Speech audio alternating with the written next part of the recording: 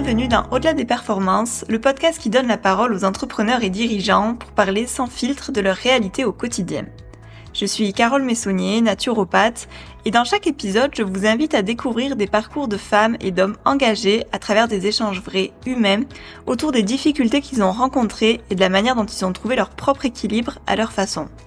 Un nouvel épisode vous attend tous les 15 jours, et si ces conversations vous plaisent, je vous invite à vous abonner et à mettre 5 étoiles pour soutenir le podcast. Aujourd'hui, je reçois Stéphanie Sanchez qui nous partage certains moments de sa vie marqués par des étapes difficiles, mais traversés avec une profonde résilience. Dépendance affective, infarctus, burn-out, autant de fractures qui l'ont poussée à questionner ses choix, à déconstruire ses schémas et à se reconnecter à l'essentiel. On parle du déni, de l'emprise, de solitude choisie ou non, et des signaux d'alerte qu'on n'écoute pas forcément, mais aussi de ce moment où l'on décide enfin de lâcher prise et de faire confiance à la vie pour retrouver cette liberté d'être soi et pour avancer dans le présent avec plus de joie et de légèreté. Un épisode profond, sincère, qui résonnera sans doute avec beaucoup d'entre vous. Bonne écoute!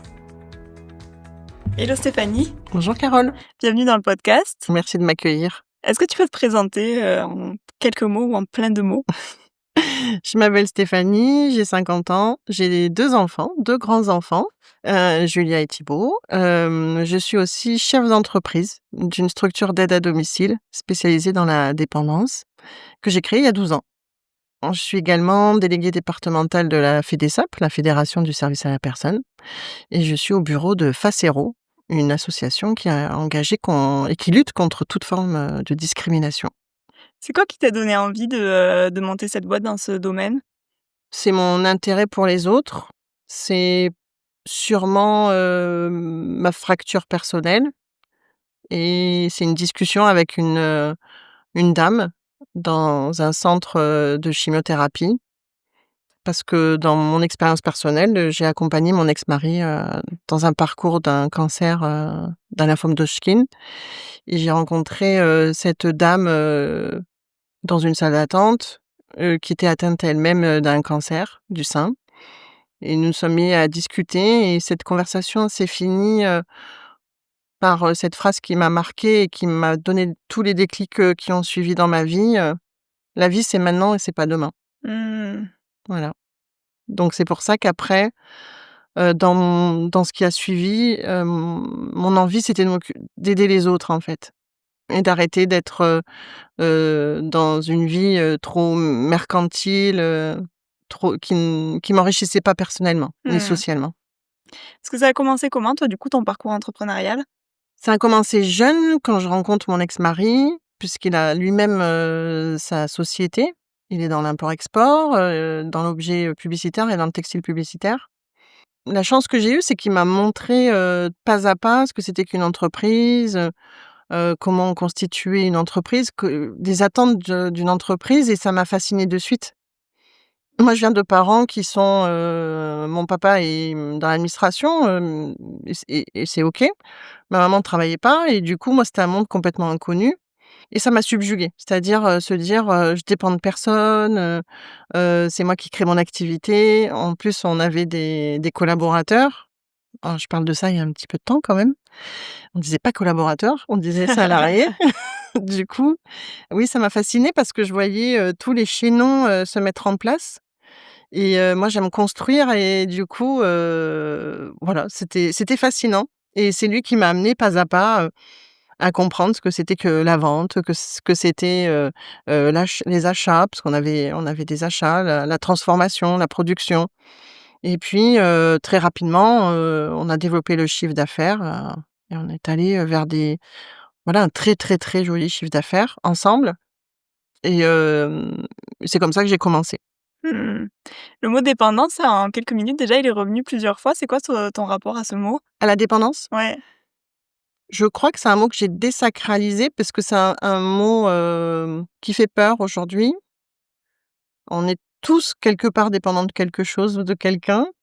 Moi, je l'ai compris, je reviens sur cette partie de ma vie, quand, il tombe malade et que je sens que là, on était tous interdépendants les uns des autres Mmh. et surtout entre lui et moi et que c'était pas, C'était, compliqué après de gérer quand lui était plus là et cetera parce ça avait ficelé un petit peu le ma vie, en fait. Mmh.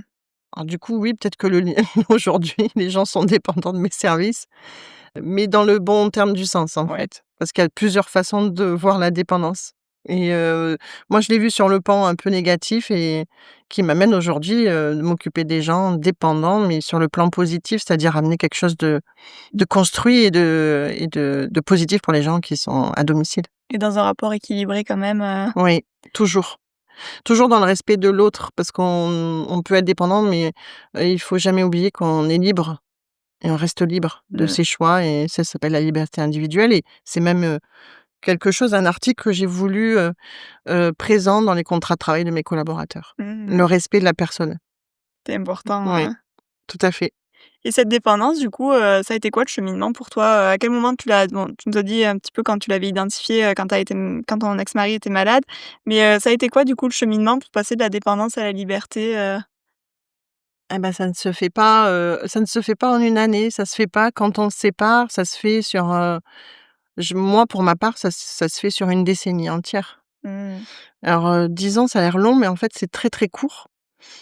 Surtout, quand on est, un peu, quand on y va un peu en force. C'est-à-dire on a toujours la sensation que c'est un combat et qu'il y a qu'en faisant que ça va arriver et pas du tout. C'est vraiment, dans le faire confiance que, mes plus belles réussites, elles se sont construites Mmh. et du coup, ça fait appel un peu, quand j'ai voulu, avoir mes enfants, mes 2 enfants. C'est quelque chose où je me suis jamais dit: il faut que je fasse un enfant, ça va me prendre 1 an, 2 ans», voilà et voilà, ils sont venus au moment où ils avaient envie de venir et du coup, quand j'ai décidé de monter la structure, c'est naturellement que ça s'est fait. C'est-à-dire que c'est venu à moi sans même que je demande. Je vais rencontrer ma cousine qui a une structure, dans le Tarn. Elle me montre ce que c'est, je passe une journée avec elle. Je rentre, je dis: «OK, c'est pour moi, j'y vais». Bon, c'est complètement inconscient, mais ça me représente aussi et puis après, dans tous les autres maillons de ma vie, dès que j'ai voulu y aller en force, ça s'est pas fait. Notamment vendre ma structure où j'y vais et j'y vais, hein, Ouais, je ouais, travaille jusqu'au pour. bout. Jusqu'au bout, j'y vais, ça dure 2 ans et ça se fait pas et c'est mon avocate qui me dit: «Mais là, il faut peut-être qu'on comprenne ce qu'il y a autour et qu'il y a des signes qui nous montrent que là, il faut pas y aller, quoi» Ouais. et c'est pour ça que ça ne se fait pas. Du coup, pour reprendre cette première période de vie, Mmh. comment ça s'est fini cette première activité? Comment tu es passée de l'une à l'autre? Je pars de l'une à l'autre. Alors, déjà, je pars pas, je fuis. Je m'enfuis, avec mes enfants parce qu'il y a des choses compliquées, parce qu'il y a des enjeux financiers graves, parce que quand on est marié, on est responsable, en commun de beaucoup de choses, malgré des contrats de mariage et cetera. Donc, je m'enfuis. Je dis même pas que je pars, je m'enfuis. Ça prend une semaine. En une semaine, je pars. Jusqu'au moment où entre le moment où je pars et le moment où je décide de créer Dom Service, il y a quoi? Il y a 2 ans qui se passent. Ouais, non 3 ans même. Et en fait, je me cherche, c'est pas si simple Mmh. et en fait, j'ai l'impression que quand je pars, j'ai l'impression que ma vie va être, du lundi pour le vendredi, beaucoup, beaucoup mieux. Mais en fait, pas du tout, parce que j'avais rien calculé, que je pars comme ça parce qu'il fallait que je parte. Et donc voilà et en fait, je me dis: «Bah, je vais créer une société». De suite, je me dis pas: «Je vais me salarier». Mmh. Je me sécurise pas, j'ai pas besoin de me sécuriser à ce moment-là. Je crois que j'ai jamais eu envie de cette sécurité-là, même, aujourd'hui. Ce que je voulais, c'était ma liberté. Alors la liberté, ça a un prix, des fois et cet intermédiaire-là, oui, il a un prix puisque je me retrouve sans rien et qu'à un moment donné, bah, oui, je vais me salarier pendant 6 mois. Je vais à l'encontre de moi-même parce que j'ai pas du tout la posture salariale, Mmh. mais ça me permet de gagner du temps, donc j'ai mis l'idée à la journée. Bon, c'est toujours, mais c'est plus calé maintenant. Il y a une direction. C'est ça. C'est plus orienté, mais je me tente, je me dis que j'ai envie de faire de l'import-export avec le Maroc puisque j'ai un papa qui vit au Maroc. Aujourd'hui, je vois qu'il y en a qui le font et moi je l'ai pas fait parce qu'en fait, il y a des choses que je n'aboutis pas parce que je manque d'énergie, mais je me dis pas ça à ce moment-là. Je me dis pas d'abord: «Reconstruis-toi, toi, en tant que personne». Je me mets dans le faire et c'est là où ça m'amène à ce que j'ai vécu, au Mmh. niveau de ma santé. Tu penses que c'était un moyen de fuir aussi, de le fait de se mettre dans le fer et avant de se reconstruire, ou c'était au final ce qui t'a permis de Je pense que c'était, la notion de liberté non mesurée. C'est-à-dire d'un coup, je me retrouvais, sans aucune contrainte, avec quelqu'un, je parlais de dépendance tout à l'heure, qui avait vraiment, bah, oui, on va dire la main mise sur, ce que je devais penser, imaginer, manger, même les gens que je rencontrais, les amis que j'avais. Donc ben, comme quand on ferme la porte à un animal, je crois quand il est en cage, quand on ouvre la grille, il sait même plus où aller. En fait, il fait n'importe quoi. Moi, j'étais un peu comme ça et un peu inconsciente des enjeux, de comment faire. Moi, ce que je voulais, c'était que mes enfants aient à manger et que, beh, que la vie, elle s'ouvre, en fait, et c'est comme ça que Dom Service apparaît, ma structure. Parce que j'étais sans frein et puis j'étais pas dans le calcul et j'étais pas dans le mental. mmh, Sauf que mon corps, c'est le moment où je me rends pas compte que mon corps, il peut plus encaisser. il emmagasine des émotions, il emmagasine, des blessures, mais que j'ai pas envie j'avais pas envie de gratter dessus pour savoir ce qu'il y avait dessous. Ouais. Et c'est quoi qui a été le déclencheur pour aller gratter justement? Ben, là, on va loin dans le temps, c'est en 2019, donc je me sépare en 2010 quand même, hein. Mon corps a lâché complètement parce que je fais un infarctus. Voilà. T'as eu des prémices? Enfin, avec le recul maintenant, t'arrives à avoir un peu des signes que ça commençait à lâcher, Alors les prémices, c'est que je dis, ben, quand je me sépare, je crée Dom Service en 2013. Déjà là, je suis fatiguée. J'ai mal dans mon corps, Mmh, je dors mal, j'ai des nuits qui sont entrecoupées, mais ça ira mieux demain. ouais, c'est Et puis c'est important. parce qu'en fait, je travaille trop, donc je vais travailler 1 heure de moins. J'ai le cerveau qui s'arrête jamais et puis on crée ça quand on crée sa structure, on rentre dans le dur du sujet, c'est-à-dire, bah, la trésorerie, comment je vais vivre, comment je vais faire vivre mes 2 enfants. Est-ce qu'on va cliquer sur, est-ce qu'on va m'appeler? Les premiers moments, c'est ça. Est-ce qu'on va m'appeler? Est-ce qu'on va me voir? Est-ce comment on va me voir? Comment Mmh, et en fait, tout ça commence à grignoter mon cerveau, mes pensées, alors que je l'étais pas du tout pendant les 3 années, pas du tout, ça venait, comme le vent et j'ai envie de dire, c'est là où je deviens adulte quelque part. Je commence à avoir des vrais problèmes d'adulte. mmh. Voilà. Tu senti le passage, J'ai senti ce passage-là et mon corps se fatigue, et moi c'est pas grave en fait, parce que moi je suis forte et moi je vais y arriver donc bon allez, dimanche on va se reposer et puis lundi c'est reparti. mmh, Jusqu'au moment où j'ai des grands, grands, grands maux de tête, des longs moments où j'ai des migraines affreuses, où j'ai l'impression qu'on m'a mis du 600 volts, dans le corps et ça s'appelle l'hypertension. Mais pareil, je traite ça comme, bon, donnez-moi 3 cachets, ça ira mieux demain. mmh. Le Faut les pas que ça t'empêche d'avancer. Il fallait que rien m'empêche d'avancer parce que j'avais, un objectif, c'était que mes enfants soient en sécurité et puis en plus les enfants grandissent et là, les études arrivent donc il faut assurer et c'était ma mission, assurer. Déporter, assurer, sécuriser.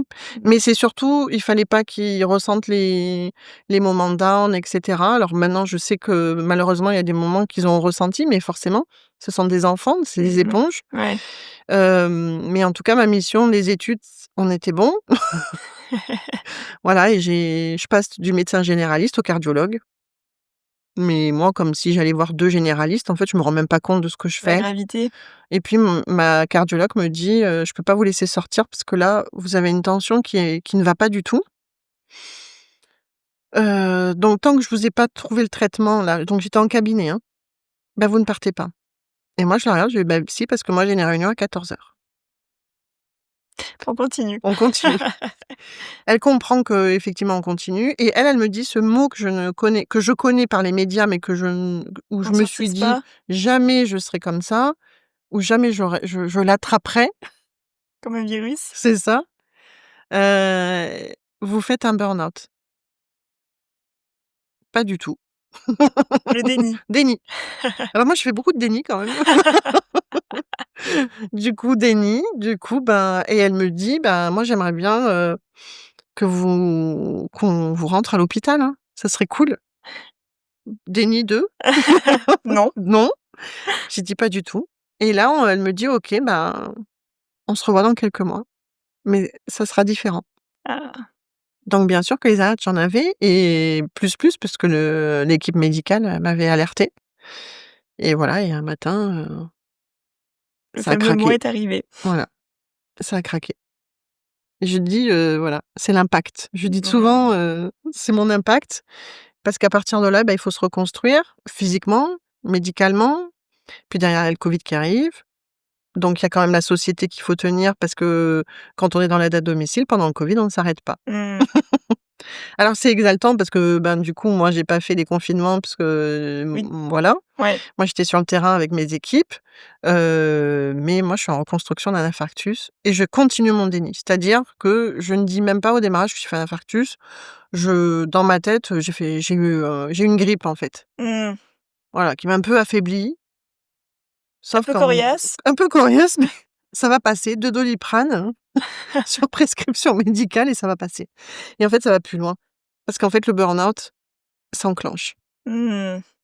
Alors celui-là, depuis combien de temps il était là, je sais pas. Ouais. Maintenant, je sais que j'en suis sortie, même si maintenant je sais qu'une petite porte peut s'ouvrir et que on peut replonger quand on s'écoute plus, quand on Mmh. s'écoute pas. Oui, tu es attentive à Je suis ces très alertes. attentive, oui. Dès que j'ai un coup de faiblesse, dès que j'ai un moment de down, moral, un peu down et cetera, où j'arrive pas à reprendre, je me dis: «Non». Donc j'ai besoin d'espace, j'ai besoin d'air, j'ai besoin de dire stop et c'est pas facile, hein, de dire stop quand on a toujours été, à courir sur son tapis de course, mais en tout cas j'essaye et j'espère le faire. Mmh. Et du coup, ce moment où, tu as l'infarctus, où du coup, il y a quand même, une période de repos obligatoire où tout s'arrête, Mmh. comment tu le vis à ce moment-là? Mal, parce que là encore, les médecins me demandent de m'arrêter, ben, le temps qu'il faudra et je m'arrête, même pas 10 jours. Mmh. Et tu changes des choses à ce moment-là dans tes Non, habitudes ou pas du tout? pas du tout. Je minimise complètement la chose, mais plus, je minimise et plus je m'enfonce, en fait. Plus le moral, physiquement, c'est Compliqué. pas ouais, c'est très compliqué. Je tiens aux médicaments, c'est-à-dire je me dis: «Si je prends ce médicament-là», en plus, il faut trouver les bons dosages, les bons médicaments, Mmh. enfin, tu le sais, hein, je t'apprends rien. C'est long, c'est fatigant, mais c'est pas grave, en fait, parce que bon, on est des survivantes, on va y arriver, on est des Wonder Woman, on y va, quoi. Mets Mmh. ta cape et vas-y, prends ton lasso et ben, non, ça marche pas. Et suite à ce burn-out, du coup, il y a eu un matin où tu as vraiment réalisé que là, c'était plus possible, ou est-ce que ça a été un cheminement encore un peu, Non, c'est un cheminement en rentrant dans cette commission santé du dirigeant avec, bon, je nomme du coup avec la CPME. mmh, Parce qu'en fait, j'écoute, je me dis: je rentre dans cette commission parce que j'ai besoin de parler, aux autres de ce qui m'est arrivé, mais sans même l'avoir conscientisé moi-même. Alors je sais pas si tu vois ce que je veux dire? tu veux partager, mais tu te rends Ouais, pas compte de l'impact que tu ça sais a que tu eu, dois partager, mais tu sais pas pourquoi et c'est quand j'en ai parlé que des gens sont venus me voir que du coup, mais je me suis dit: «Ben oui, en fait, il s'est passé quelque chose dans ta vie. mmh, Il y a eu un impact dans ta vie, il y a eu une fracture et elle est là et il faut que tu fasses avec». Mais sinon, non, j'avais juste envie de mettre, la couverture dessus. OK pour en parler et que c'est du show, en fait, hein. ouais, partage Voilà, d'expérience, on rentre dans un rôle, on met son costume, je donne encore et aux je donne autres. encore aux autres Mmh, parce que c'est ma mission de vie, d'accompagner les autres. Oui, mais alors là, qui t'accompagne toi? mmh, Et alors là, c'est le plus mauvais. Et quand j'ai ces retours et ces effets miroirs, je me dis: «Bon, ben, en fait, il y a encore un peu de il y boulot. a un peu de boulot». Parce que le burn-out, c'est insidieux, malheureusement. C'est-à-dire que si tu as pas compris la première, on va te la resservir la deuxième. La deuxième, c'est un peu plus fort, du coup. Ouais. Et là, je commence les crises d'angoisse, de vie, de mort, j'ai l'impression que je vais mourir tous les jours. Mmh. Du coup, je saoule mon avocat, je lui demande, les papiers pour les enfants, j'avais choisi mon cercueil, tout, j'avais tout tout était calé, alors qu'en fait, c'était pas ça le sujet. Ouais. J'aurais pu faire une écho cardiaque tous les jours, je l'aurais faite. Mmh. Fallait que je m'accroche à quelque chose de matériel. De Parce que tangible. moi, j'allais bien, pourquoi moi qui travaille sur moi depuis des années, qui suis en paix, je me suis séparée, mes enfants vont bien. Mmh. Moi, ça irait pas, en fait. Oui, tu trouvais pas d'explication, Non. tu l'as trouvée maintenant cette explication? Oui, bah, c'est pour ça que je suis en paix Mmh. et c'est pour ça que je suis sortie du burn-out et du coup, je vais dire objectivement, aujourd'hui, je pense que ça il y a pas longtemps que j'en suis sortie. Parce que maintenant, je suis en paix avec plein de sujets, parce que je travaille dessus, mais vraiment, Mmh.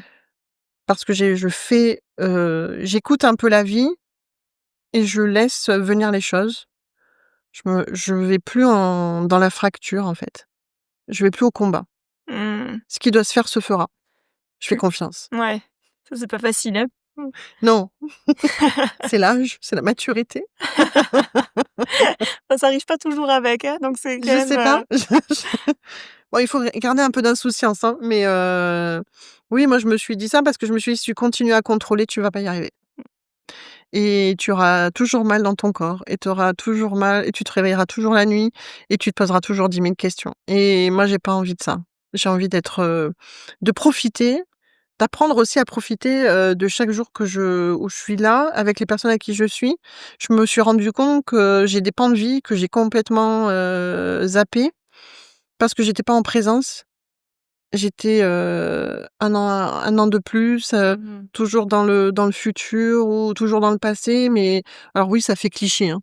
Non, mais ça parle Ça je fait pense que ça peut cliché, parler à beaucoup de monde aussi, hein. tu vois? C'est comme si, un gâteau chinois, tu as ta lecture de la journée. Concentrez-vous sur le moment présent, mais moi, c'est aujourd'hui, oui, je suis en paix avec ça parce que c'est vrai. Et comment tu arrives du coup à t'ancrer dans ce moment présent? Ça passe par quoi? De la respiration. Ouais, Je respire, des fois, j'écoute ma respiration et je me dis: «Oh, tu c'est ne pas bon. respires pas». Un temps de rien, peut-être même 1 minute de rien, se faire je sais pas, moi, je me fais un thé, c'est un temps de rien. Mmh. Ne rien prévoir, c'est être ici et moi, j'aime cette notion-là parce que je me suis rendu compte que plus on vidait son planning et plus des belles choses arrivaient et ça, j'aime bien le faire parce qu'à chaque fois ça se Il y a de la magie s qui ouais, opère. ouais et enfin, comme ce rendez-vous aujourd'hui avec toi, mais du coup, ouais, j'ai la magie, ouais, c'est vrai, c'est un joli mot et ces moments magiques comme ça, c'est important. Mmh. Laisser laisser entrer ce qu'on doit recevoir, en fait et arrêter d'aller les chercher. Mmh. Ça t'a appris quoi, sur toi, tous ces cheminements? Difficile de dire ça, de répondre que je pense que je suis une grande résiliente. Oui.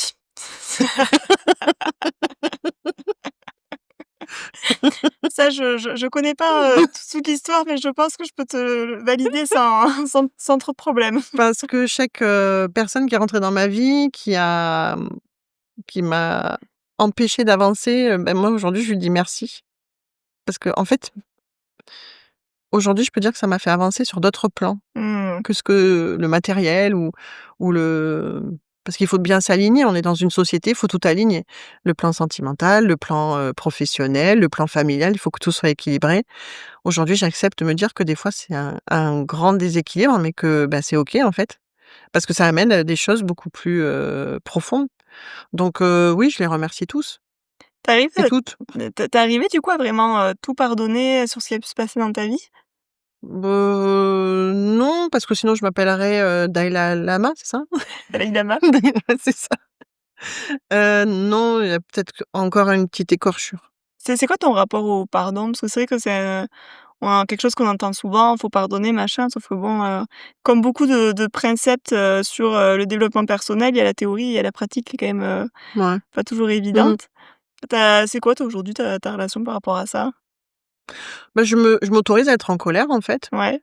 On va faire en opposition, c'est beaucoup plus simple. Mmh. Parce qu'aujourd'hui, il faut plus être en colère, il faut plus ressentir. Enfin si, il faut trop ressentir, de pas ressentir. Mmh.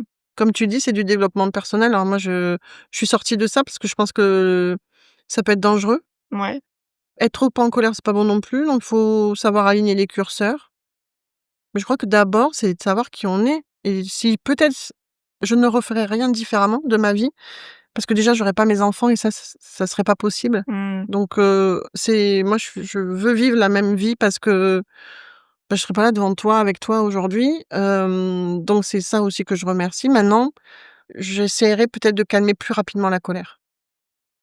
Mais le pardon, ben, c'est quand on en a envie et quand c'est OK et que mais pas un pardon pour dire un pardon, hein. Mmh. Quand c'est au fond de soi et qu'on le ressent Ouais. et que ça nous réveille pas, un petit matin ou ça nous gangrène un peu parce qu'on essaye de le mettre de côté. De toute façon, tout ce qu'on essaye de cacher, ça ressort, hein, Mmh. faut pas rêver, Ne hein. nous leurrons pas. Ne exactement, tout va bien. Donc moi, j'ai essayé ça un temps, de plus ressentir, de plus, ouais, de plus être dans le ressenti, dans le senti, de me dire: «Non, c'est bon». Et en fait, bah, c'est pas bon parce que tu te coupes de beaucoup de belles choses, en fait. Mmh.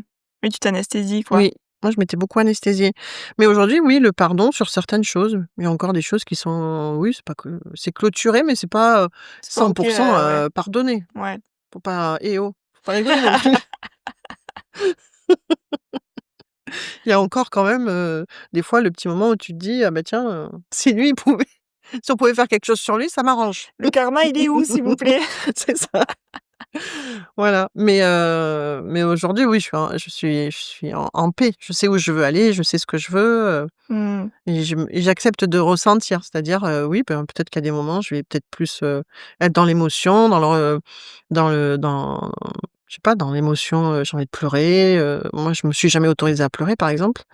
Donc des fois, je me dis: «Bon, bah, c'est le moment, il faut pleurer, on y va, c'est OK». De trop rire. De faire de faire mon show quand je suis en réseau parce que c'est ma façon de vivre les réseaux, de voir un peu comment les gens se positionnent et cetera. Et puis d'être différente dans ma vie privée parce que j'ai pas envie dans ma vie professionnelle, on sache vraiment qui je suis dans ma Mmh. vie. Garde une carapace. Oui et puis garder mon jardin secret aussi, c'est hyper important. Mmh. Et puis c'est pas dans une société, il faut tout dire, faut tout raconter, ben non. Et sur l'humain, de faire, tous ces réseaux, tout ça et même de tes expériences de vie, qu'est-ce que tu retiens ou qu'est-ce que tu as observé, appris sur l'humain en général? Ben, qu'on est tous dans la même galère. C'est la merde pour tout le monde? Ouais, c'est pas la merde pour tout le monde, mais en fait, c'est pas parce qu'on a une société plus importante, plus grosse, plus petite, avec plus de salariés, moins de salariés, qu'on a fait la plus grande école de commerce du monde parce que ou le cursus, de formation le plus, important, qu'on est allé sur une montagne, s'élever, on est tous sur le même plan. Et moi, dans mon métier m'apprend ça tous les jours. C'est-à-dire que à la fin de notre vie, on revient à la même place. Mmh. Une personne qui des fois a besoin des autres, moins besoin des autres, mais en tout cas, il faut rester simple parce que en fait, on va tous redescendre à un moment donné. Les niveaux vont se baisser parce qu'on va soit on va tomber malade, et j'espère pour personne en tout cas, soit parce que la vie va nous fracturer par des événements, mais en tout cas, à un moment donné, on va tous se retrouver au même endroit et moi, c'est comme ça que je vois les choses. Parce que je trouve que, sinon c'est perdre du temps. Et c'est l'ego qui fait plus mal que moi, j'ai eu beaucoup d'ego, hein, de pas vouloir dire, «Je suis pas bien», de pas montrer et cetera.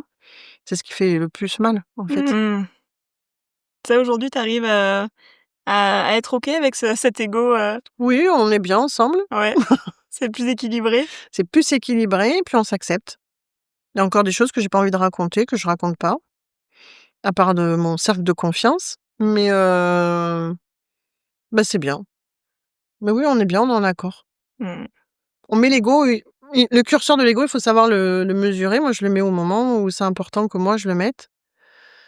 Parce qu'il y a une posture. De toute façon, on est tous comme ça, on met tous un costume quand on va travailler, quand on est dans les réseaux, et puis après, c'est intéressant de voir les gens qui ont envie de venir, nous rencontrer, sans le costume. Mmh. C'est souvent pour ça que moi je m'habille en noir, parce que ça me met un costume. Tu vois, aujourd'hui, je suis pas du tout habillée en noir. Oui, c'est vrai, hier tu étais en noir. Oui. C'est vrai que moi je suis souvent en noir aussi, en plus c'est drôle, Ouais, parce que je me dis: «Bah, c'est neutre, tout va bien», ouais, c'est un peu, on m'a posé une fois, quelqu'un autour de moi m'a posé la question, m'a dit: «Pourquoi tu es toujours en noir?» Donc ça me permet de comme un peu un changement Ouais. On de peut pas personne, en fait, t'identifier, oui. on peut pas te coller une étiquette, en fonction de comment C'est ça, tu parais, quoi. ouais, exactement. Mmh. Donc voilà. Et la stature de, chef d'entreprise avec les salariés, tout ça, comment ça se passe? Comment tu le vis de ton côté? Parce que ça, c'est pas toujours évident non plus. C'est pas évident. Être chef d'entreprise seul, c'est une bêtise sans nom.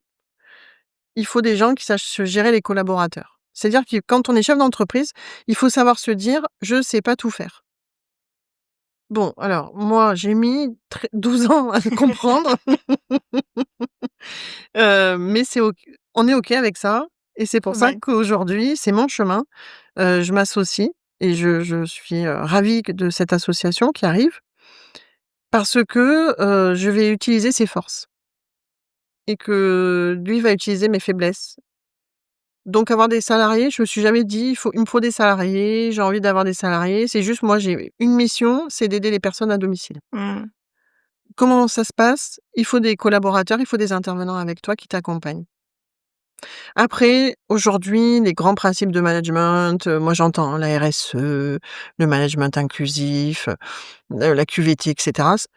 Bon, tout le monde le sait dans mon entourage, ça m'agace parce que je trouve qu'on perd l'essentiel même de ce que c'est qu'une équipe et de travailler ensemble. Mmh. Mais moi, je n'ai plus la patience aujourd'hui de faire un management bienveillant. Moi, j'ai un objectif, c'est de m'occuper des personnes à domicile et que tout se passe bien à domicile. Pour eux, pour les intervenants et pour les bénéficiaires et pour les aidants. Mais les gérer au quotidien, quand j'ai décidé de vendre, c'est parce que j'en pouvais plus de gérer, il y a il y a la vie des bénéficiaires dont on s'occupe et la vie des intervenants. Parce que nous, on est quand même face à un public d'intervenants qui ont vécu des fractures sociales fortes et importantes. C'est souvent des reconversions. Mmh. Voilà. Il faut être convaincu quand on vient dans ces métiers-là, du social ou du médical. Mais du coup, ben, j'ai une petite voix, hein, depuis 3 ans qui me disait: «Il faut que tu t'associes, il faut que tu t'associes. Tu as un pan d'action qu'il faut que tu mènes, mais si tu fais autre chose, tu pourras pas y aller». Mmh. Et puis, ben, voilà, 2 ans après, ben, j'y suis.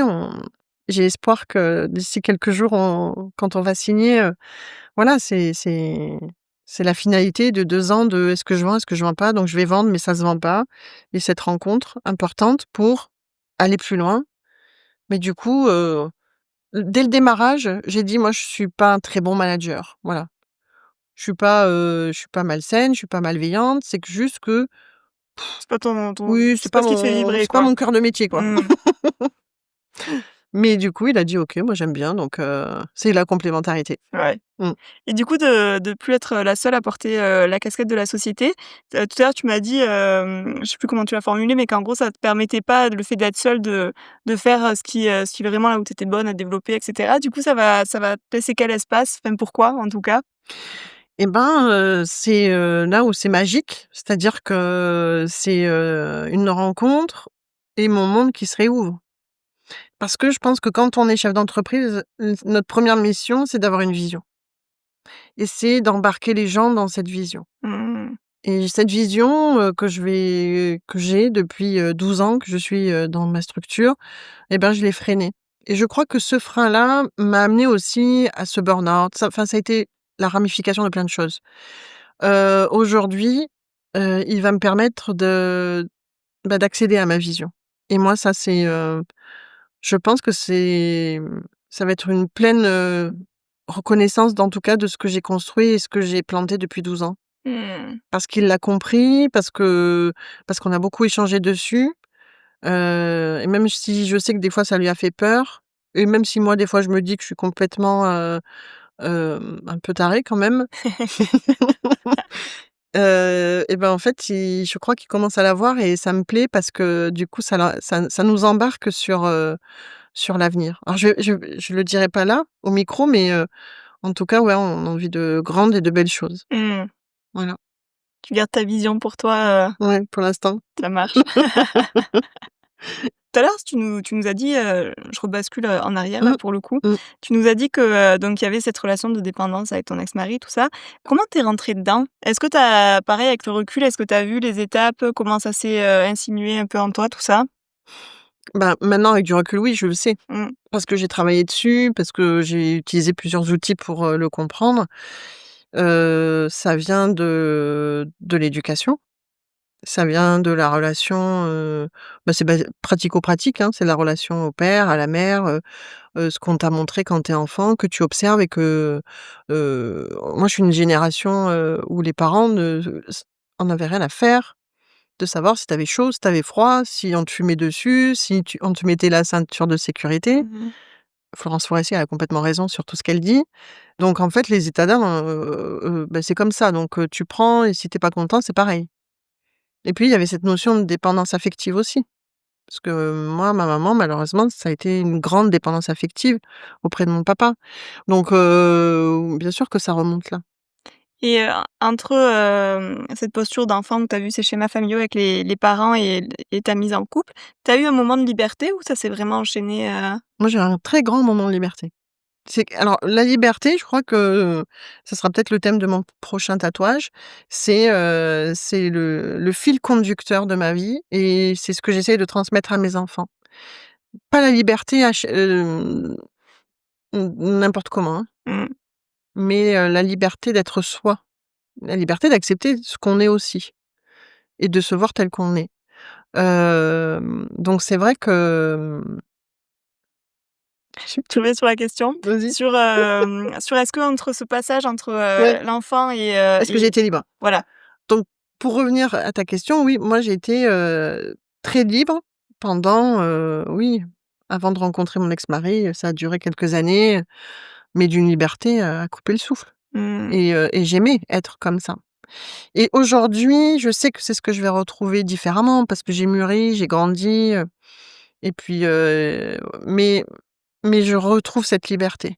Ma liberté, par exemple, de la vision, donc ce que je te disais tout à l'heure, mmh, la liberté de me dire que, que j'ai envie d'être celle que je suis et c'est OK et que voilà, sans complexe. mmh. Et entre cette liberté et cette relation, est-ce qu'il y a eu un truc qui a pu jouer du genre, j'y vais parce que ça reste quelque chose que je connais et du coup ça me rassure, Oui, ce que je te disais tout à l'heure, on rentre dans les schémas qu'on nous a mis dans la tête quand on était gamin, les schémas sociétaux. Donc oui, ça me faisait plaisir, à tout le monde. Il y a cette rencontre, du coup, voilà, on se marie. Allez, OK, et on rentre dans ce cadre, voilà, ce mariage, les enfants, c'est parfait, l'argent, peut-être trop d'argent, enfin, donc voilà. Et en fait, je me reconnaissais pas moi-même et pour te dire, c'est que même la veille de mon le 1 heure avant de me marier, je suis dans la voiture, qui m'amène à l'église avec mon père et je lui dis: «J'ai pas envie de me marier». Et ouais, mais il m'a regardé, il m'a dit: «Ouais, mais on y est là, hein». Et ben, donc du coup, tu renfermes tout ça mmh. et tu y vas et tu rentres dans l'église. Et du coup, c'est le cancer, c'est la maladie qui a fait péter la «coquille» entre guillemets ou c'est quoi qui a été le déclencheur là de quitter? Il y a eu plusieurs signaux d'alerte, notamment quand j'ai attendu mes enfants et effectivement quand ils rentrent dans la maladie, je suis seule aux commandes de la structure, de la société et là, je me rends compte de certaines choses qui étaient Pas réglo. pas réglo. Je comprends sans comprendre parce qu'il y a beaucoup de choses cachées, il y a beaucoup de mensonges. Mmh. En fait, je vis dans un monde, parfait et puis en fait, c'est ce qu'il me montrait et quand il était plus là, forcément, les gens me parlaient et voilà, c'était pas du tout cohérent avec ce qu'il me disait lui. La pathologie, enfin le traitement a duré 1 an et voilà et doucement, je comprends que je suis pas dans la bonne vie et que tout ce que j'imaginais, que j'ai bien voulu croire, hein, attention, hein, Mmh. parce que c'est pas la faute que de l'autre, hein. Oui, tu l'as accepté Oui, aussi. oui, j'ai bien voulu jouer la pièce de théâtre, hein. Mmh. En fait, tout ça est faux. Quand je lui dis, il continue à me dire que, bon, tu vas un peu loin, tu imagines des choses qui existent pas, Ouais, tu de remettre le voile dessus, quoi. voilà et on recommence les schémas qu'on connaît tous les 2 et puis jusqu'au moment où je m'isole, je pars, chez mes parents au Maroc, et je prends ma décision et je rentre et je pars. Voilà. Tu sentais que, il fallait pas laisser le choix pour pas retourner encore, dedans ou pas? Il fallait que ça aille vite parce que déjà, bon, il y avait beaucoup de créanciers et cetera et surtout parce que effectivement, je voulais pas être rattrapée par, l'emprise. Mmh. Ça, tu as réussi aujourd'hui à complètement t'en détacher? Oui, Ouais. ouais. Et est-ce que tu as senti après que du coup, il y avait d'autres personnes qui essayaient de prendre un peu d'emprise mais du coup la leçon était, comprise Oui, et oui, forcément, hein, ça se règle pas du jour au lendemain, hein, parce qu'on a beau, toujours être Wonder Woman avec son lasso, il y a toujours les toxiques qui viennent, parce que comme on connaît que le schéma de la toxicité, forcément, il y en a qui rentrent, hein, mmh, voilà donc ensuite, oui, il y a une histoire qui dure 4 ans, c'est que de la toxicité et c'est l'abîme parce que, encore une fois, je répète, quand on n'a pas compris la première fois, on nous le resserre et c'est beaucoup moins agréable. mmh, Donc oui, pendant 4 ans, je suis dans quelque chose de très toxique qui m'a coupé les jambes, qui m'amène à cette, fatigue aussi morale, et qui m'amène à l'infarctus. Mais parce que moi, j'ai toujours eu ce côté un peu, «C'est pas grave, ça ira mieux demain». Moi, je suis toujours dans la politique du verre à moitié plein. mmh. Aujourd'hui, je fais attention à ça. Quand je suis trop, très, très plein le Positive, verre, ouais. je me dis: «Bon, Il y a peut-être, pourquoi, Anguille hein, sous tu roche. devrais un peu un peu te mesurer, regarde en arrêt, pose-toi». Ouais. Maintenant, j'ai plus de temps de pause, en fait, sur les gens, sur les situations. Du coup, des fois, je suis même un peu sauvage, j'ai besoin d'être seule, je m'isole plus, mais ça me fait du bien. Mmh. Mais oui, oui, je prends pas comme ça. On a l'impression parce que, bon, toi, tu me connais dans les réseaux, voilà, c'est le spectacle. Enfin, j'aime rire, j'aime, faire de l'humour et cetera. Mais par contre, après, j'ai un grand moment de recul, j'analyse, pas mal quand même Mmh. et j'écoute mes Inconsciemment, ça ressentis. ah ouais. Et oui, c'est inconscient, oui. Je me dis pas: «Tiens, c'est analysé». Non, Tu sens que ça travaille, ça travaille. ouais. Mais voilà, j'essaye de faire attention à mon curseur. On a un peu une table de mixage, hein. Mmh. Il faut bien Trouver équilibrer l'équilibre. les choses. Ouais. Et aujourd'hui sur, toutes tes habitudes de vie, tout ça, tu mets quoi en place pour prendre soin de toi? Bah, je viens de voir d'abord. J'ai pas d'habitude, j'aime pas les habitudes. C'est mon gros défaut ou pas, je sais pas. Mais du coup, quand je sens que ça me fait du bien, je le mets en place. OK, Je l'intègre dans mon quotidien. ouais. Parce que vraiment, si aujourd'hui, toi, tu sens que te fait du bien, quoi. Alors moi, ce qui me fait du bien, bah, c'est un peu ce qu'on a travaillé ensemble avec toi, c'est-à-dire, comprendre que l'alimentation, c'est aussi, un médicament comme un autre, Mmh. et que c'est important. Chose que j'ai beaucoup mis de côté parce que c'est plus facile de mal manger que de bien manger. Ouais, ça, c'est clair.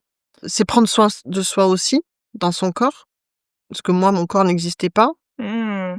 donc c'était plus simple de l'ignorer. Aujourd'hui, je me dis: «Ben, qu'est-ce qui fait du bien à mon corps? Tiens, ça, je mange ça, ça me fait moins de bien». Enfin, il y a plein de petites choses comme ça. Tu Même les ressens, gens, quand je sens que je suis pas bien dans mon corps, c'est que peut-être les gens autour de moi, c'est pas si positif que ça et ça m'apporte pas quelque chose de bien. Sinon, non, j'ai pas de routine, moi, j'aime pas la mmh, routine. J'essaye de S'il y a un temps de solitude, j'en ai besoin. ouais. Vraiment, s'il y en avait un, ça serait celui-là. Mmh. Que ce soit le matin, dans le silence ou même sans musique, hein. J'ai besoin je sais pas, une demi-heure, 3/4 d'heure, rien. Comme une forme de méditation quelque part. Mmh. Et par rapport, au fait de passer du coup parce qu'à l'époque, alors tu vas me dire si c'est la bonne vision ou pas, mais à l'époque du coup où tu étais avec, ton ex-mari, j'imagine que c'est lui qui gérait pas mal de choses et cetera. Et le fait du coup de passer, à à être en gros assez protégé tout ça, où d'un coup c'est toi le chef du bateau avec les enfants quand même qui sont à charge et c'est une responsabilité quand même qui est pas moindre. Mmh. Comment ça s'est fait cette transition? Ben, naturellement. Ça a été facile pour Oui, toi? ça a été facile parce que je reprenais ce que j'étais, c'est-à-dire ma liberté. Mmh. C'était un peu ce que je te disais tout à l'heure, c'était un peu vertigineux. C'était un peu l'adolescence, hein, Mmh. parce que c'est ça, hein, c'est le vrai sujet, hein. C'est-à-dire, petite référence, mais c'est un adolescent avec une carte bleue, hein. Non, en fait, c'était facile parce que, ben, je reprenais ma liberté, je sortais de cette emprise, c'était agréable, en fait. Tu vois? C'est comme quand tu vis dans une pièce avec la clim et d'un coup, tu ouvres la fenêtre, il y a du vent, tu sens l'air Mmh. du vent, Ouais. tu vois? De la brise. Bah, c'était la même sensation. Donc c'est pas une fracture en soi, Ça t'a pas fait peur du coup de d'un coup, non, alors il y a des choses où j'ai pas peur ouais, du tout, hein. OK. Voilà. Et les difficultés du fait d'être maman solo avec, chef d'entreprise, tout ça, comment tu l'as géré tout ça? Il y a pas eu de question, Ouais. c'était normal. Mmh. Et si tu devais aujourd'hui, par exemple, donner, un conseil ou, quelqu'un qui se retrouve dans cette situation, mais pour qui c'est un peu plus compliqué, est-ce que tu as certains axes ou choses à partager qui pourraient être intéressantes? Oui, avant de se lancer à corps perdu dans «je vais d'abord créer ma société, mon numéro de SIRET», il faut penser comment, pourquoi, parce que c'est il faut un petit peu le travailler en amont. Moi, je suis partie tout à l'envers. Il faut, quand on est seul avec des enfants et qu'on décide d'être chef d'entreprise, c'est pas du tout impossible. Je trouve que c'est même stimulant pour, les enfants. Mais par contre, il faut peut-être mettre un filet de sécurité que moi je n'ai pas du tout malheureusement ou heureusement, je ne sais pas. Mmh. Et moi j'ai encore une fois, j'ai un côté très insouciant, très inconscient. Du coup, c'est vrai que des fois quand il y a des gens qui valident un peu mes visions, je me dis: «Bon ben, ça va, c'est que je suis pas non plus totalement Complètement, déconnectée». Mais non, un conseil, c'est, quand on a envie, il faut y aller. suivre, Ouais, il faut suivre son instinct, il faut suivre, son envie, il faut écouter son corps. Parce que le corps, en fait, à part, j'ai faim, j'ai soif, j'ai mal, on s'en sert pas pour autre chose, mais en fait, le corps, il est fait de plein de petites choses, mmh, d'instinct, de ressentis qui nous amènent à savoir si on est à la bonne place ou pas. Donc non, ça s'est fait tellement naturellement. Mais juste un conseil, oui, un peu réfléchir, au comment? le comment. Parce que moi, j'ai déposé, j'ai créé ma société, j'avais même pas le nom, hein. Dom Service est né, parce qu'il fallait que je me dépêche, parce que j'étais au greffe et qu'il fallait que je Trouver quelque chose, quoi. je trouve un nom. Mais ça me va, j'aime bien ces moments-là quand même. Tu as encore tes douleurs au corps aujourd'hui? Oui, un petit peu, Encore un peu? ouais. J'ai un truc qui traîne et qui veut pas trop passer, mais je sais à quoi ça s'attache. Ouais. Parce que pendant, je reviens sur mon expérience, de la pathologie de mon ex-mari. Pendant ce moment-là, cette année-là, Je m je me pose des questions sur l'origine, de cette pathologie qu'il a et je me la pose pas, de façon anarchique. C'est que l'oncologue qui le prend en charge, que j'ai trouvé extraordinaire, lui dit: «Moi, je vais guérir ton corps. Toi, il va falloir que tu m'aides et que tu guérisses ton esprit». Mmh. Et on est, on est quoi? 2006-2007, hein. Donc on n'est pas encore sur, Ouais. c'est pas Truc émergent, corps-esprit, tout ça, voilà. quoi. On n'est pas dans, le maladie, on Mmh. n'a pas encore, le professeur joyeux derrière qui nous raconte que ton aliment, c'est ton médicament, on n'est pas encore dans ces schémas-là et moi, je suis complètement éloignée parce que moi, je suis dans un monde hyper matérialiste. C'est-à-dire que même mon côté artiste, je le mets de côté, mes intuitions, n'en parlons pas. Et lui, quand il prononce cette phrase-là et même il me regarde et dans le cabinet, ce fameux soir où on apprend qu'il a un cancer, il me dit: «Mais tu sais, toi», je l'ai adoré parce qu'il dit: «Toi, c'est pas ton combat, donc je veux plus te voir». Au début, je trouve ça violent Mmh. et en fait, maintenant je comprends parce qu'on a chacun son combat. Et après du coup, je me suis intéressée. Pourquoi j'avais mal, pourquoi tu as un rhume, par exemple? Pourquoi tu mets, 5 personnes dans la même pièce, tu en as 2 qui ont la grippe, qui se le transmettent et les 3 autres l'ont pas? Mmh. Oui, alors bien sûr, médicalement, je sais, il y en a qui vont dire: «Oui, mais parce que tu as plus d'immunité, nanani, Mmh. nanana». Oui, mais quand même, posons-nous les Mais vraies pas que. questions, mais pas que. Sinon les médecins s'y mettraient pas, on n'aurait pas des hypnothérapeutes dans les salles d'opération pour adoucir les gens et cetera. Enfin, la médecine s'y tournerait pas. Moi qui fais de la fin de vie, c'est des vraies questions qu'on se pose quand même sur la fin de vie. Mmh. Pourquoi il y a des gens, pourquoi il y a, enfin, il se joue des choses sur la fin de vie. C'est intéressant et les médecins aussi se posent des questions. Ça t'a fait questionner sur quoi, du coup, d'accompagner sur la fin de vie comme ça ou réadmis ça a mis quoi en lumière, je dirais plutôt? Que la vie, c'est précieux, c'est tout Mmh. et qu'on en fait souvent n'importe quoi et qu'on perd du temps parce qu'on s'accroche à des choses qu'on croit réelles et en fait, on se trompe complètement. Parce que tous ces gens que j'ai accompagnés depuis 12 ans en fin de vie, le point commun parce que je les ai rencontrés, hein, c'est profiter. Mmh. La vie, ça va vite.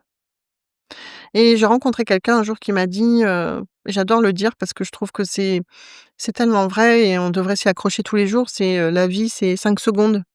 1 seconde pour naître, 1 seconde pour mourir et 3 secondes pour vivre et en fait, la fin de vie, c'est là où on rentre dans la vie. C'est ambivalent et c'est bizarre de dire ça, mais j'aimerais bien, après quand je serai apaisée sur Ouais, ma quitter. vision et sur mon développement de mon entreprise, c'est faire de l'accompagnement fin de vie, ouais, ça m'intéresserait. Parce Mmh. qu'il se passe autre chose, on rentre dans une autre dimension et c'est peut-être celle-là qu'on devrait peut-être appliquer plus, quand on est vraiment vivant. Ouais, c'est là où tu réalises, Mmh. Qu'on perd du temps. mmh, On s'accroche à des croyances et on s'accroche à des choses qui sont, bah, oui, qui viennent de l'éducation, qui viennent de la société, mais en fait, on n'écoute pas ce qu'on a au fond de nous et ce qu'on est vraiment. Il y en a qui réussissent, hein, attention, hein. Moi, j'ai rencontré des gens où je suis admirative, hein. Si je dois transmettre quelque chose à mes enfants, c'est ça. mmh. Arrêtons de perdre du temps. C'est un beau message, C'est merci. vrai, merci. De rien, avec plaisir. Un autre sujet quand on a préparé ce podcast qui te tenait à cœur, c'est la solitude du dirigeant. Mmh, Ça t'évoque quoi, ces mots-là? ça, ça peut amener à ce qu'on parle depuis tout à l'heure, hein, au burn-out, au mal-être.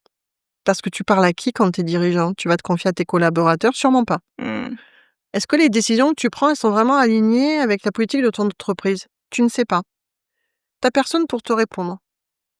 Donc des fois, eh ben, tu as un collaborateur avec qui tu es plus proche et du coup, tu tisses un lien par rapport à ça, mais ça resterait quand même un collaborateur. mmh, Ta famille, est-ce qu'ils comprennent vraiment ce que tu vis, quand tu diriges une entreprise ou quand tu as un gros poste à responsabilité? Parce que il y a le dirigeant, mais il y a aussi, oui, manager, les grands managers mmh, et cetera. Donc oui, je trouve que ça, notre société, elle l'évoque jamais, en fait. Parce que, par exemple, tous ces grands chefs d'entreprise, Bezos et tout ça là, ils sont pas seuls, en fait. Dans des comités de direction, dans des CODIR, des COMEX, voilà, mmh, toutes ces belles abréviations. Parce qu'ils ont une vision, il y a des gens derrière qui font. Mais du coup, moi, je pense que se dire: «Je crée une structure, je la développe et je suis seule», ben, moi, j'ai pas réussi, en tout cas. Et je suis contente de pas avoir réussi, sinon ça aurait pas laissé la porte ouverte pour les gens qui me rejoignent aujourd'hui dans l'aventure de Dom Service. mmh. Donc non, je pense que c'est un fantasme ou c'est de l'ego. Peut-être un peu les 2. Un peu des 2. Non, il faut se faire accompagner, mais même déjà juste dans la réflexion et ou dans l'effet de réponse, en fait. Mmh, Parce qu'il y a pas de réponse, on parle à un mur, on réfléchit seul et on sait bien que des fois, ben, seul, on réfléchit mal, hein. mmh. Et tu sais par quoi ça pourrait passer, pour quelqu'un qui a pas forcément une entreprise, qui a vocation à s'associer ou chose comme ça, pour, trouver, justement un peu cet écho, Bah, je trouve que par exemple, la CPME, là où on s'est rencontrés, ils ont des groupes, des commissions qui sont hyper intéressantes sur chaque sujet et c'est des moments où on peut partager, mmh, rencontrer et cetera. Il faut trouver le réseau qui nous va bien. Il faut peut-être avoir un psy parce qu'il y a un autre regard. Il faut se faire accompagner de la personne dont on a envie, mmh, si on veut pas s'associer en tout cas. Parce qu'on sait qu'on n'est pas capable, comme moi pendant 12 ans. Mais il faut trouver un interlocuteur qui est neutre, qui n'a pas la vision de l'entreprise, qui n'est pas dans l'entreprise, mmh.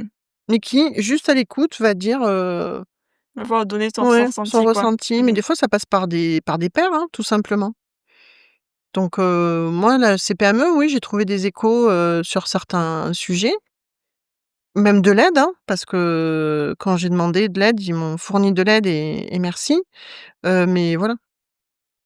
Après, non, je connais pas de cercle mmh. fermé. Et ça devrait parce que ça pourrait sauver peut-être des entreprises. Mmh mh. Parce que des fois, il y a l'épuisement du chef d'entreprise, de solitude, l'épuisement et puis il y en a qui craquent, hein. Ouais. Et là, on sait ce que ça fait des dégâts. Mmh, mmh, mmh. Donc Merci beaucoup Stéphanie pour tous ces échanges. merci à toi de m'avoir reçue. Où est-ce qu'on peut te retrouver? Apérole. On me retrouve sur mes réseaux sociaux, Ouais, par exemple. sur LinkedIn. On peut me retrouver sur LinkedIn. OK. Et Ouais. à la CPME. Et à la CPME, à Facero, beaucoup, très investie, mais j'aime le sujet. Et puis, à la FEDESAP, de temps en temps. Qui c'est que tu aimerais entendre sur le podcast? Il y a plusieurs personnes que j'aimerais entendre. J'avais proposé à mon futur associé, mais Pas encore. pas encore. Heu, moi, j'aimerais bien entendre l'histoire de Loïc Mersch. Il fait Voilà. quoi Loïc? Je connais pas. Loïc, il a une société, d'événements, mais hors les murs et je trouve ça hyper intéressant parce que dès qu'on a parlé ensemble de son activité, j'ai trouvé ça, très engageant parce que même moi, c'est quelque chose que j'aurais aimé faire avec mes équipes. Il embarque les équipes, dans les sommets, dans les vignes, au bord de la plage, avec des objectifs communs et une envie commune entre le chef d'entreprise et les collaborateurs et là où c'est intéressant, c'est que c'est les collaborateurs qui participent plus que le chef d'entreprise et ça nivelle un petit peu, la hiérarchie et je trouve ça très pertinent et j'aimerais bien écouter son histoire. Je l'inviterai. Avec plaisir. Est-ce que pour finir, tu peux nous donner ta définition de la performance? Je sais pas si j'ai une définition, mais j'ai juste envie de poser une question, tiens, à Loïc. Est-ce que ça existe vraiment la performance? Tu retournes Je retourne la la question, situation là. parce qu'il a été sportif de haut niveau, donc est-ce que ça existe vraiment la performance? Est-ce que c'est pas juste quelque chose qu'on est en train de s'inventer? C'est un bon sujet de réflexion. Merci beaucoup Merci à toi. et à tout bientôt. À bientôt. Merci d'avoir écouté cet épisode du podcast Au-delà des performances. J'espère que cette conversation vous a inspiré et donné des clés pour intégrer davantage de bien-être dans votre quotidien. Si ce podcast vous a plu, n'oubliez pas de vous abonner et de laisser une note ou un avis sur votre plateforme d'écoute préférée, cela m'aide beaucoup à faire grandir ce projet. Pour continuer la discussion ou en savoir plus sur mes accompagnements, retrouvez-moi sur Instagram ou LinkedIn où je partage régulièrement des conseils et des inspirations autour du bien-être et de la performance. Encore merci pour votre écoute et je vous donne rendez-vous très vite pour un nouvel épisode. Prenez soin de vous, à bientôt!